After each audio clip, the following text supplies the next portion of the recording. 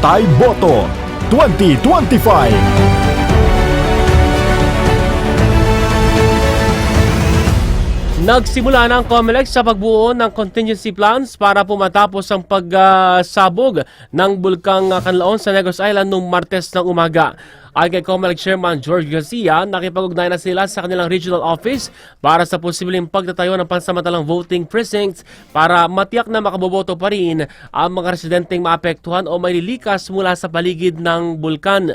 Babala po niya kung magpapatuloy ang aktibidad ng bulkan, maaring hindi makaboto ang mga residente sa kanilang dating precincts, lalo na po sa mga parlang malapit sa bulkan.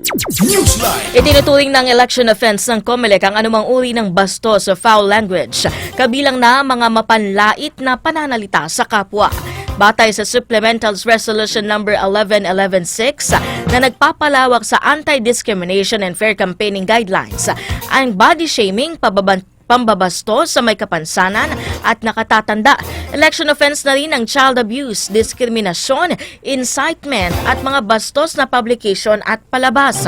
Hindi na rin pinahihintulutan ng mga campaign jingle na may double meaning o malaswang pakahulugan. Sinusulong ng COMELEC na maging safe space ang lahat ng mga plataporma na ginagamit sa pangangampanya ngayong eleksyon.